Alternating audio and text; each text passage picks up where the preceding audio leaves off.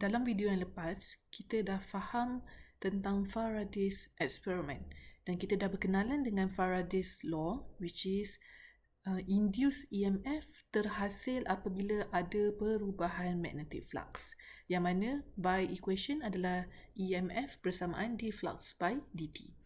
Okay, kat sini saya nak tunjukkan satu simulasi di mana bagi kes yang pertama yang menunjukkan magnets yang tidak bergerak across the coil. So this is our coil yang mempunyai dua turn dan disambungkan dengan a light bulb. So now the first case, magnets tersebut tidak bergerak. Jadi coil ini tidak rasa perubahan magnetic field yang across it. Okay, jadi bila B tidak berubah, B constant, maksudnya flux juga constant, maksudnya tidak wujud induced EMF. Maka induced current juga tidak wujud, bermaksud light bulb ni tidak menyala. But now, apa yang berlaku kalau saya gerakkan magnet ni mendekati coil? So, perhatikan apa yang berlaku pada light bulb. Okay, so apa yang kita nampak di sini, apabila magnet ini bergerak mendekati coil, okay, sekarang dia gerak mendekati, okay, apa yang berlaku adalah light bulb tersebut akan menyala. Kenapa light bulb tersebut boleh menyala bila magnet mendekati coil adalah waktu itu coil ini merasai B yang bertambah. Bilangan B semakin lama semakin banyak bila magnet mendekati dia. Okay, jadi waktu itu flux juga akan meningkat. Maka mengikut Faraday's law, bila mana magnetic flux meningkat akan menyebabkan induced EMF. Okay, dan by Ohm's law, induced EMF tu akan menyebabkan induced current. Dan kalau observe pada coil ni, boleh nampak kat sini electron movement telah bergerak across the coil. Okay, kenapa waktu ini adalah disebabkan induced current terhasil. Okay, bila induced current terhasil, maksudnya elektron bergerak dan menyebabkan light bulb tersebut menyala. Okay, dan the same case kalau kita gerakkan magnet ni menjauhi coil. Okay, sekali lagi, bila kita gerakkan dia menjauhi coil, sekarang dia menjauhi coil. Juga sama case seperti mendekati coil, menjauhi coil masih ada movement. Waktu ini magnetic field berkurang, so magnetic flux juga berkurang. Based on Faraday's law, induced EMF akan terhasil, and then based on Ohm's law, induced current terhasil. Okay, dan dia akan menyebabkan light bulb tersebut menyala. Okay, dan idea Faraday's experiment is very simple. Di mana bila ada sahaja movement, sekarang saya gerakkan magnet, ada sahaja movement across the coil ataupun solenoid ke ataupun wires ke in any current carrying conductor, bila ada sahaja movement, waktu itu akan berubah magnetic field, maka magnetic flux berubah. Based on Faraday's law, induced EMF terhasil, and then based on Ohm's law, induced current terhasil dan menyebabkan our litar akan menyalakan light bulb. Okay, dan kalau kita sambungkan pada bacaan voltan, sama juga. Okay, di mana bila kita gerakkan magnet, bacaan EMF tu akan berubah. Voltan tu akan ke kiri ke kanan adalah disebabkan current telah terhasil across the coil. Okay. Dan kat sini kita akan, dalam video ni kita akan fokus pada deflection of the reading. Kenapa ada certain way needle tu pointing to the left. Kita tengok pada keadaan ni, bila mana dia pointing to the left, okay, dan ada keadaan di mana dia boleh pointing to the right. So, bergantung kepada movement dan bergantung kepada arah induced EMF akan menyebabkan induced current akan deflect to certain way. So, itu adalah fokus pada kita punya video yang kedua. Alright. Dan kat sini kita boleh juga observe, kalau kembali kepada light bulb tadi, kalau saya punya movement slow, perlahan, light bulb tersebut adalah brightness dia kurang. But kalau saya gerakkan laju, apa yang berlaku? Light bulb tu akan menyala dengan lebih terang. Jadi kat situ kita akan tengok pada video yang berikutnya, apa faktor hal laju, magnitude of speed dengan induced current yang terhasil. Jadi kat situ ada kadaran langsung. Bila mana hal laju bertambah, induced current meningkat, induced EMF juga meningkat. Tapi kalau hal laju dia slow je, walaupun still ada movement, still ada pergerakan current, tapi light bulb tu brightness dia perlahan. Okay, so itu adalah pada video yang berikutnya. But now we are focusing on the Lenz law untuk menunjukkan arah induced current yang terhasil. Kenapa deflection dia in certain way pada bacaan voltmeter. Okay, so learning outcome kita akan capai dalam video ini adalah untuk state Lenz law and use Lenz law. Lenz law fokus dia adalah untuk menentukan direction bagi induced current. Okay. So, daripada video lepas, kesimpulan kita dapat that the Faraday's law, how to state the Faraday's law adalah he stated that yang mana induced EMF is directly proportional to the rate of change of magnetic flux. Okay, dalam kata mudahnya, Faraday's ni dia akan wujudkan induced EMF apabila ada perubahan magnetic flux. So dia ada keluarkan satu formula. Okay, formula bagi Faraday's law adalah induced EMF, which is this one, berkadar langsung dengan the rate of change of magnetic flux. Okay, rate ni adalah over time. Okay, dan magnetic flux tu, perubahan magnetic flux adalah d flux by dt. Okay, dan kalau kita nak hilangkan simbol proportionality, we just add on equal with d flux over d dt. Okay, but now we are talking about the Lenz law. Okay, apa Lenz law stated as? Okay, Lenz law pula, he stated that induced current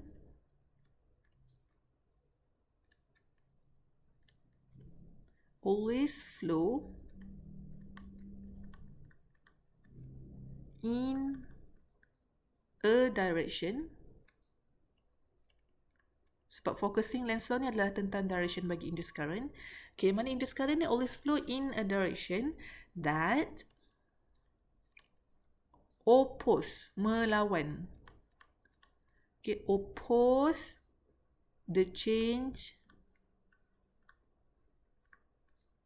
in magnetic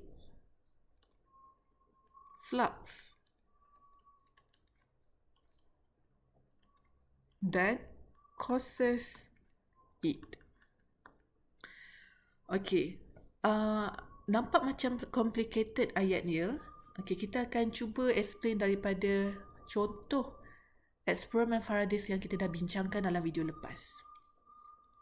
Okay, so untuk faham the Lenz law, kita akan focusing kepada induced current. Okay, jadi kita akan letakkan satu pandangan. Dalam kes ni kita akan pandang bilangan B yang terhasil tu daripada sisi kanan, contoh saja. Okay, so kita pandang loop ni. Okay, kita pandang plane of the coil tu daripada sisi kanan. Okay, dan kita nampak di sini di mana bila mana bar magnet mendekati coil, bilangan B bertambah. Okay, jadi apa yang sebenarnya kita observe daripada sisi kanan, B tersebut adalah out of the page. Okay, kenapa? Sebab bilangan B tu moving towards our eyes.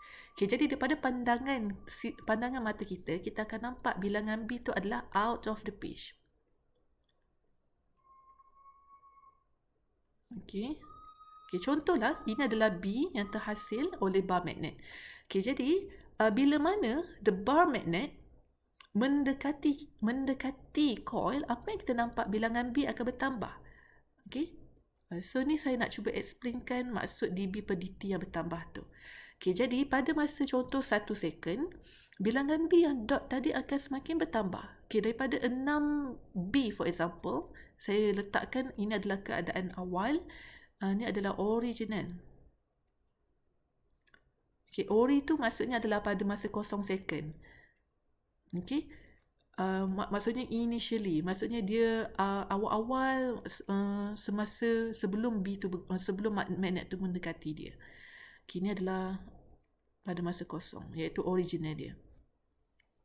Okay, jadi pada awalnya kita nampak hanya ada, contoh ada 6B sahaja. Okay, bila mana bab magnet itu mendekati, bilangan B itu bertambah. Contoh daripada 6 jadi 9. Okay, ini adalah B. Okay, kemudian dia bertambah lagi. Daripada 9, bila magnet itu mendekati coil, apa yang kita nampak? Bilangan B itu semakin lama semakin banyak. Okay, daripada 9, for example, dah jadi 12. Okay, ini maksud yang saya terangkan di B per dt bertambah. Okay, jadi daripada pandangan sisi kanan coil, kita akan nampak bilangan B yang datang daripada magnet tu, bilangan dot-dot tu maksudnya adalah B yang ke kanan, towards our eyes, semakin lama semakin bertambah. Ini yang Lenz law tidak suka. Kenapa? Sebabkan B yang bertambah ini menyebabkan flux berubah. Okay, jadi Lenz law dia akan masuk campur. Dia tak suka langsung dengan perubahan magnetic flux tersebut. Okay, jadi Lenz law akan buat sesuatu. Dia sangatlah tak suka dengan perubahan magnetic flux tersebut. Ini adalah muka marah. Okay, jadi apa yang Lenz law akan buat? Dia akan cuba kembalikan keadaan perubahan tersebut kepada asal. Jadi, cara dia, Lenz law akan cuba neutralizekan balik. Dia akan kembalikan semula keadaan B yang bertambah tadi kepada keadaan awal, iaitu pada 6 dot sahaja. Okay, so the way he do it adalah menghasilkan B induced sendiri. Okay, bermaksud coil ini, based on Lenz law, dia akan cuba menghasilkan induced magnetic field dia sendiri. B yang berwarna purple ini adalah B datang daripada magnet. Okay. Yang B yang berwarna biru yang saya akan lukiskan ni adalah B induced yang datang daripada Lenz law. Okay, jadi ini adalah keadaan asal, iaitu 6 dot. Dan bila B bertambah, dah jadi 9 dot. Jadi kita nak kembalikan 9 dot kepada 6 dot, cara dia kita akan tambahkan lagi 3 cross. So, ini adalah B induced. Kenapa 3 cross? Supaya 3 cross ni akan boleh di-eliminate dengan 3 dot. Okay, sebab dot tu adalah ke kanan, cross tu maksudnya into the pitch, which is ke kiri, away from our eyes. So, kalau kanan dan kiri, dia akan eliminate from each other. Okay. Okay, jadi bila dah disingkirkan, so ini 3 ni akan disingkirkan. 1, 2, 3 ni akan tersingkir. Kenapa? Sebab dia akan di-eliminate oleh 3B yang induce yang cross. So, cross and dot tu dia akan tersingkir. Okay, dan kembalilah semula kepada 6 dot. Okay, so saya cuba highlightkan yang original tu, for example, is the green color. Okay, so ni adalah yang asal. Yang asal adalah 6B sahaja, tetapi dia dah bertambah kepada 9B. So, Lenz tak suka dengan perubahan tu. Jadi dia nak buang semula 3B yang dot tadi dengan cara menambahkan cross. Kalau dia tambah 3 dot, yang mana B induced tu adalah 3 dot, semakin ketara lah perubahan B yang berubah. Dia tak akan kembali kepada 6 dot. Kalau kita tambah 3 dot, bukannya 3 cross, apa B yang terhasil adalah 12 dot. Maksudnya takkanlah kembali kepada yang asal, sebab Lenz law ni sifat dia macam dia tak suka dengan perubahan. Dia nak kembali kepada yang original. Yang asalnya adalah 3 dot. Okay. So, untuk bila masa semakin bertambah, bila makin mendekati, apa yang berlaku? B dari tadi yang 9 dah jadi 12.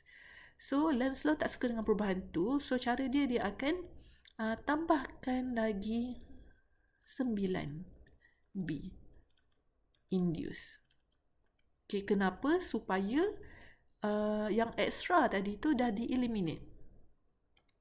Okay, bila ditambahkan satu cross, maksudnya satu dot ni dah hilang, tambah another cross, another dot dah hilang, tambah another cross, this dot hilang, tambah another cross, this dot hilang, tambah dot yang kelima, tambah cross yang kelima, dot yang kelima hilang, dan tambah cross yang keenam, dot yang keenam hilang. Maksudnya dia nak singkirkan penambahan yang 6 yang berubah tadi. Okay, jadi maksudnya sekarang bila dah terhasil 6 6 B induced yang cross akan eliminate dengan 6 dot B tadi. So maka yang tinggal hanyalah yang asal, iaitu 6. Okey, nampak di sini semakin bertambah B, semakin banyaklah B induced yang lens akan cuba hasilkan. Okey, B induced ini dalam kata yang lain adalah arah dia is opposite dengan arah B. Okey, di mana dalam lukisan arah B ke kanan iaitu dot. Okay, dan B induced tadi kita dah faham Lenz law nak cuba naturalizekan semula dalam keadaan asal, jadi dia akan createkan cross. So cross tu maksudnya is into the page, which is towards the eye. So coil ni dia akan create B induced dia. Okay, so saya just lukiskan contoh ada 5 line B induced, contoh saja. Okay, ni adalah line B induced, magnetic field line B induced. Okay, yang mana opposite dengan arah B. Okay. Okay, jadi dalam kata yang lain, saya lukiskan di atas, across the coil, arah B induced ke kiri, tetapi arah B magnet ke kanan. Okay, yang berwarna purple ni adalah B magnet. Okay, dan yang berwarna biru ni adalah B induced. Okay, they must be in opposite direction to each other. Okay, in order to eliminate the extra B's yang bertambah bila mana magnet mendekati coil tersebut. Okay, so now what happen bila B induced telah terhasil oleh coil?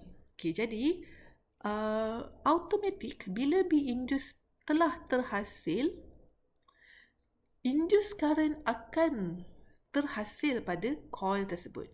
Okay, kenapa? Sebab daripada rumus, kita tahu rumus yang kita dah tahu daripada topik 4 magnetism. Bagi coil, rumus magnetic field adalah mu naught I bahagi 2 pi R.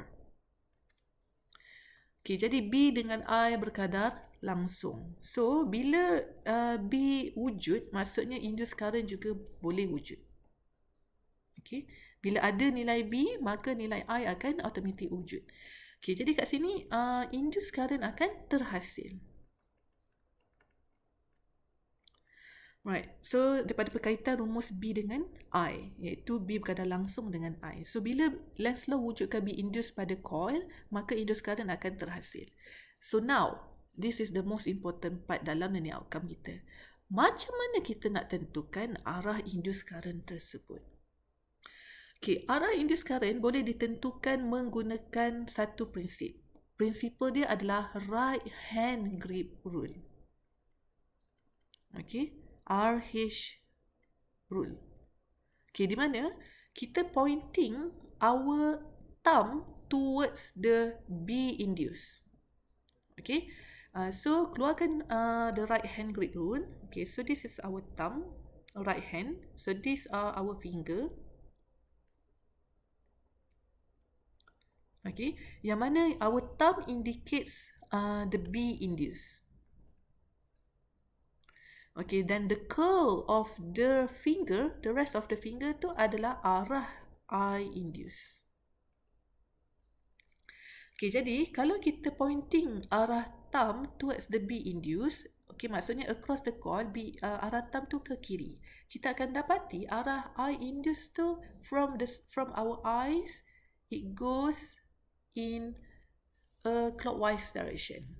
Okay, yang berwarna merah ini yang saya labelkan adalah arah I induced. Okay, maksudnya across the coil menggunakan right hand grip rule, arah I induced adalah goes in clockwise direction from the point of view from our right side of the coil. Okay, so I induced produce in clockwise direction. Okay, dan merentasi light bulb. Okay, so arah current tu akan goes in the clockwise direction. So dia akan bergerak ke bawah, ke kanan, across the light bulb. Okay, dan arah induced current yang merentasi light bulb tu yang menyebabkan light bulb tersebut menyala.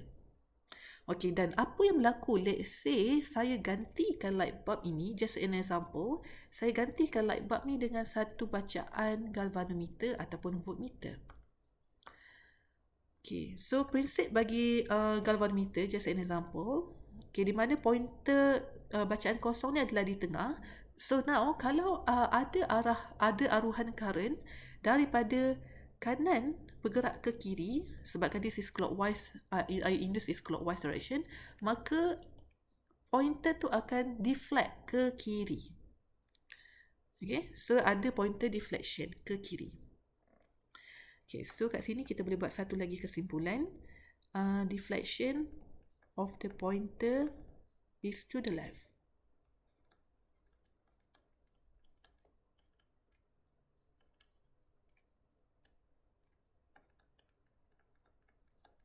Okay, right. So then inilah prinsip bagi Lenz law. Okay, di mana Lenz law tidak sukakan dengan perubahan yang berlaku. Perubahan yang berlaku tu adalah merujuk kepada d flux per dt. So Lenz law automatik bila dia nampak saja perubahan flux tu, dia akan wujudkan B induced dia sendiri. Yang mana arah B induced tu akan menentang apa-apa perubahan B yang bertambah. Okay, dan daripada B induced yang terhasil akan wujud induced current, dan menggunakan right hand grip rule, induced current tu adalah in the clockwise direction. Okay, dan itulah cara Lenz law menghasilkan induced current pada coil tersebut. Okay, ini adalah contoh yang kedua. Okay, next kita tengok pula contoh yang seterusnya yang kita dah tahu from Faraday's law. So kita bincangkan cara yang sama. Okay, yang mana Lenz law nampak perubahan magnetic flux tersebut. So dia tidak suka. Okay, jadi Lenz law akan masuk campur. Kenapa? Sebab dia tak suka dengan perubahan flux yang berkurang. Okay, jadi apa yang Lenz law dia akan buat? Dia akan create B induced dia sendiri. Okay, so now kita bincangkan cara yang sama. Dalam kes B induced tu mana arah dia? Okay, so untuk pemahaman, kita akan view from the same side, which is on the right side of the coil. Okay, ini adalah pandangan mata. Pandangan mata. Jadi pada asalnya kita nampak arah magnet tu is away from the coil. Maksudnya pada masa kosong, pada waktu awal, this is the original state. Okay, bilangan B, which is to the right. Okay, ini adalah B magnet yang berwarna purple. Okay, pada asalnya kemungkinan dia ada banyak. Okay, katakan macam gambar ajar tadi, dia ada, kita view from the right side, kita akan nampak arah B ni coming towards our eyes. So maksudnya kita nampak dot. Okay, jadi katakan pada asalnya ada 6 dot. Okay, ini adalah B warna purple from the magnet. Okay, kemudian apabila magnet tu menjauhi kita, kenapa kita kata dB per dt berkurang? Adalah disebabkan bilangan dot tu semakin berkurang. Okay, maksudnya daripada 6 dot tadi, just an example, katakan ada tinggal 4 dot, contoh. Okay, kemudian magnet tu semakin menjauhi kita, menjauhi plane of the coil. Jadi daripada 4 dot tu, for example, dah tinggal 2 dot saja. Okay, ini semua adalah B magnet. Okay, jadi bilangan B magnet tu semakin lama semakin sedikit. So Lenz sangatlah tak suka dengan perubahan tu. Dia nak kembalikan kepada yang asal. Apa yang asal adalah 6 dot. Ini yang asal. Tetapi sekarang yang tinggal hanya 4 dot saja. Jadi apa yang Lenz nak buat, dia nak kembali kepada 6 dot. Jadi cara dia akan create B induced yang arah sama dengan arah B, iaitu dot juga. Dia akan tambah lagi 2 dot. Okay, so ni adalah arah B induced. Okay, now dia berkurang kepada 2 dot. Okay, yang Lenz tak suka dengan 2 dot, dia nak kembalikan balik kepada 6 dot. Okay, ni ada cuma ada 2 dot je. Okay, jadi dia nak kembali kepada 6 dot sebab Lenz ni dia suka sifat yang asal. Jadi dia akan tambah lagi 4 dot. So now dah jadi 6 dot. Maksudnya adalah arah B induced. Okay, so now kalau tengok pada B induced yang terhasil, setiap kali B berubah, B induced akan top up B yang berkurang tadi. So dia akan kembali kepada asal, which is 6 dot. Okay, so itu menunjukkan arah B induced adalah sama arah dengan B magnet. Same direction as B magnet. Okay, jadi kalau dalam lukisan, B magnet is to the right, okay, maka B induced juga adalah to the right. Same directions as the B. So, yang berwarna biru ni adalah B induced yang terhasil oleh Lenz law. Okay, jadi kalau saya nak clarifikan gambar ajar ni, maksudnya B induced tu arah dia ke kanan. Okay, dan arah B magnet juga from the pole of the magnet north on the right side, so means that B magnet juga adalah ke kanan. Okay, jadi arah B induced sama arah dengan B magnet. Okay, jadi daripada B yang terhasil from the equations of the coil, the B of the coil, which is B bersamaan mu not I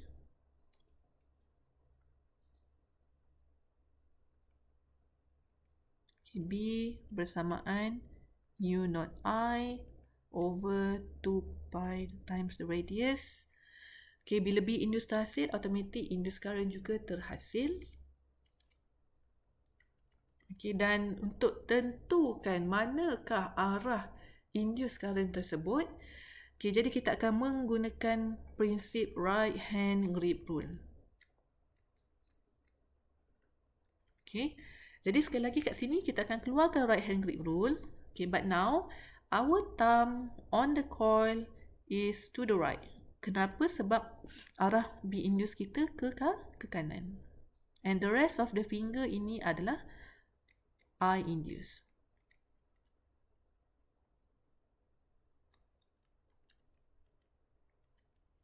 Okay, so kita letakkan thumb pada arah B induced untuk tentukan arah I induced. Okay, jadi kita nampak daripada pandangan kanan, arah I induced will goes in anti-clockwise direction. Okay, ini adalah arah I induced. Okay, it goes in anti-clockwise direction. Okay, jadi bila across the light bulb, arah I induced ni akan menyebabkan light bulb tersebut menyala. Okay, now if we try to replace the light bulb dengan satu bacaan galvanometer, okay, contoh saja kita letakkanlah satu galvanometer untuk tahu dia punya pointer deflection. Okay, jadi kita akan nampak yang mana induced current yang terhasil bergerak daripada kiri ke kanan, okay, iaitu secara anti-clockwise direction. Okay, maka pointer tu akan terdeflect ke kanan.